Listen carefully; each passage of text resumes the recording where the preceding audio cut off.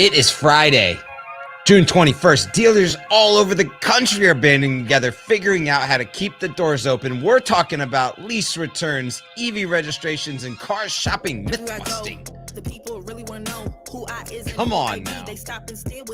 Your timing is impeccable.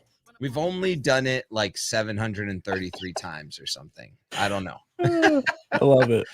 It's funny. You like, there's this thing going on in your head that's, because none of that was scripted. Like it's, I kind of know what the vibe is. And there's this thing going on in your head the whole time where like your brain is 2 words ahead of the pace, but it's also thinking about the fact that the music is playing. It's a whole thing. You could be a DJ. I don't ever want to do that, but okay, I guess it could be.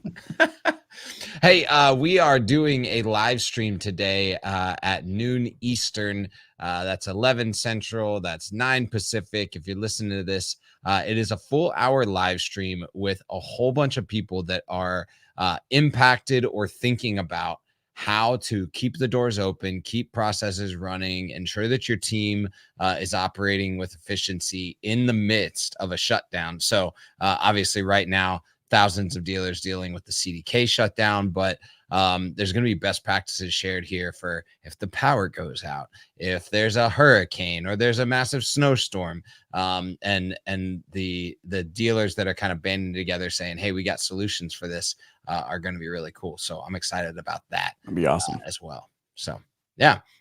Actually, also, if you're going to miss that and you just want some resources, you can go to asodu.com, scroll down just a little bit to latest stories. And we've got a full resource page where industry partners and dealers and everybody has been just like sending us documents or resources or links or available free products to make sure that operations are still rocking and rolling as well. Love it. I'm excited about it. Have you heard? I'm sure, Cirilla, you talk to dealers all the time. What's the sentiment out there? What are people doing right now in your world? It's half and half. Some of them are, I can't blame the ones that are capitalizing on this and saying we're still open. We still fully have a process. Right. There's a small group in there that are like, well, we're impacted, but I still know how to use a pen and paper, and so they're going for it. And then there's some that are like, what the crap do I do? Well, yeah. Can you imagine like a dealership that all of the management staff has grown up in the last like 4 to 5 years? Because there's plenty of those where it's like a younger management staff that never even like grabbed a 10 key to calculate a payment, never grabbed all of those things that at least when I was growing up in the business, like I did it manually, right? The second pencil was always manual. Like I never went into Reynolds or CDK or anything like that. So yeah, it's an interesting timeline when everybody has been focused so much. There are all sorts of dot matrix printers coming out of the closet right now. Yeah. Oh man. All right, well, let's get into it. We got a few things to talk about today. This is a story that's kind of been developing over the last few years, but we're starting to see the impact. Dealers are starting to brace for a significant decline in lease turn-ins, a lingering impact of the COVID-19 pandemic and inventory shortages. The reduction threatens new vehicle sales, CPO programs, and customer retention. Basically, what the analysts are looking at is lease returns are going to begin to slow next month, impacting new vehicle sales, CPO programs as well. In mid-2021, listen to this, the leasing rate dropped dramatically from 1 in 3 new vehicles to as few as 1 in 6 at times. The analysts are now saying that used vehicle supply is not going to return to 2023 levels. So that's just a year ago until the end of the decade due to this lease shortage and the return shortage or trade shortage. GM dealers going to be hit sometime in 2024. Toyota dealers, it's not till 2026 that they're going to have issues. Which means they're probably not going to have issues. A good friend of mine, Tyson Jominy, was quoted saying 3 3-year-old off-lease vehicles are the backbone of the used car market. Even though we'll still see used car prices fall because we're unwinding the COVID supply chain dynamics in the industry, the lack of lease turn-ins is going to help support the bottom of the market. So we're not going to be back to where we were previously. Speaking of used car prices, so there's going to be kind of like a middle of the market. It sounds like where some of the highest price vehicles come down to a normalized, but the lower price vehicles stay high because of this lease return issue. Wild. Yeah, you know what's funny too? I mean, one of our vehicles is financed, one of them is leased, and it's been less than a year. Like I started my lease in November, and I'm already thinking about what am I going to do at the end of my term? Am I just going to roll it into a finance deal? Am I going to turn it back in? What do I do? And I know I've just made all sorts of people angry with me right now. They're like, you're going to turn it in, but you're going to turn it in. But I think it represents, like, if I feel that way and I'm in the business or around the business, I wonder what just the general population that's leasing vehicles is feeling. Yep. And I'm guessing you're leasing an EV, right? No. No. The EV's getting financed. The EV's and my truck is what's getting leased. Yeah. Look at that. Look at that. Well, hey, I kind of threw in my own segue, but speaking of EVs. Stop. Segue. Time. Despite concerns of market cool down that we've been hearing this whole year, electric vehicle sales actually continued to grow in April with notable contributions from, listen to these cats, Ford, Rivian, and Toyota. No, you don't hear Tesla in there. Drastic price cuts and incentives led to over 10,000 in savings on some models, boosting EV registrations last month by 14%. EVs accounted for 7.4% of total light vehicle registrations, outpacing the overall market's 7.3% gain. So EVs gaining market share faster than the market's gain in vehicle sales. This is wild because I've not seen this vehicle out there, but the Toyota BZ4X, remember that one, saw a 646% increase in registrations, leading the surge. The Mach-E and Ford F-150 Lightning were up 287 and 96% respectively, like booming.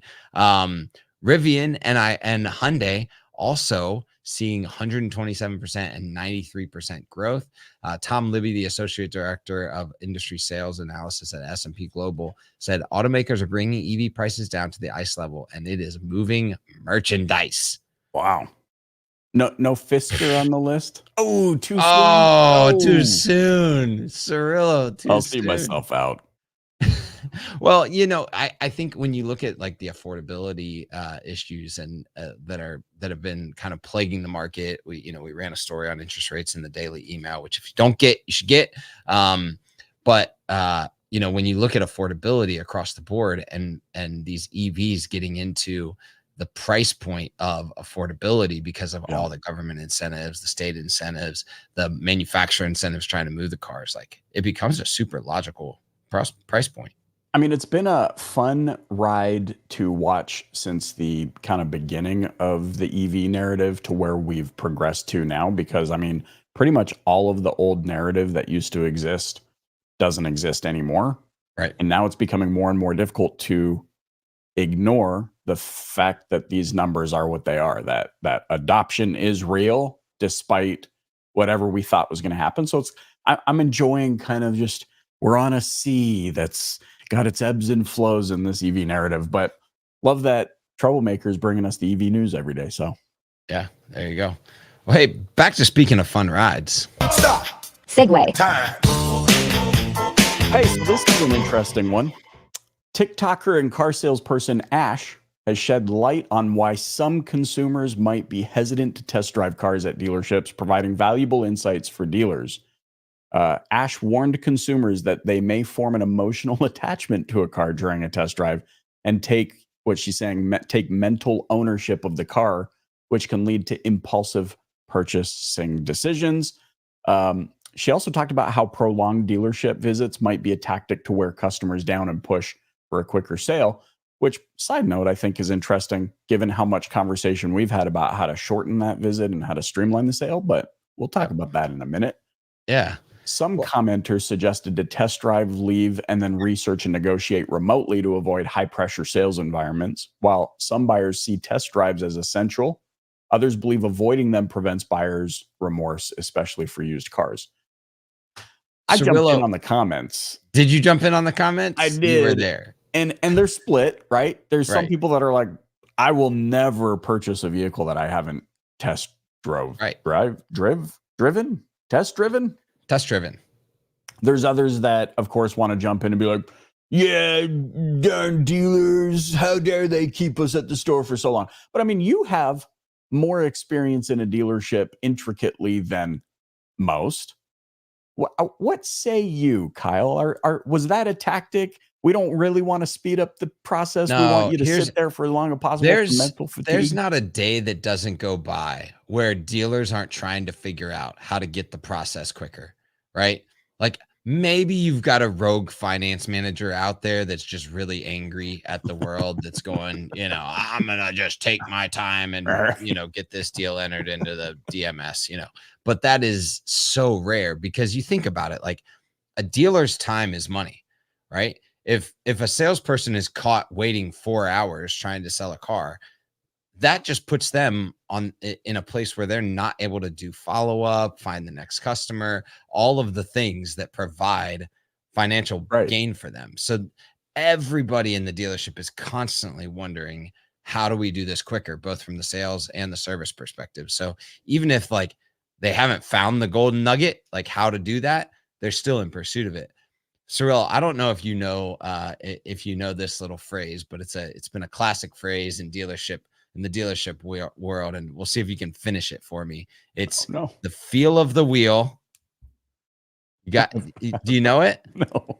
It's the feel of the wheel seals the deal, and it is true. Like that is that's a major reason for the test drive. It's the emotional attachment to the car. It's the fun of driving. It's the joy. It's the excitement of the purchase process. And I don't think that's a bad thing, right? I don't think it's bad. I mean, this is what Apple does. This is why all of that's exactly right. If you go into an Apple store today, you will see one employee at that store going and pushing every computer monitor screen back to an unnatural angle because the first thing they want you to do when you walk in is grab that computer screen and adjust it and get your hands on it. Right where you want it. Exactly.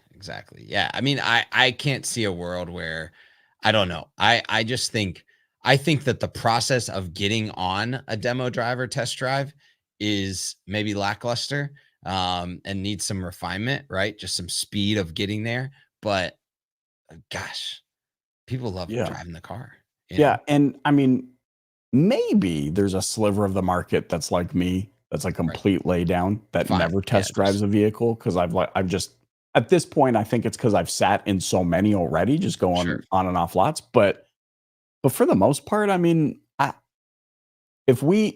do you marry or reconcile second largest purchase most people will make with, no, don't want to sit in it and make sure it's right for me? Yeah, like what sliver of the market is just like, I don't need to go visit the home with a realtor. Yeah, I mean, gosh, you have to see how that thing accelerates on a highway. You just do. Yeah. Maybe it doesn't have enough juice. Especially a used car, right? Yeah. Maybe there's a shimmy in the brake, maybe, all of those type of things. Yeah.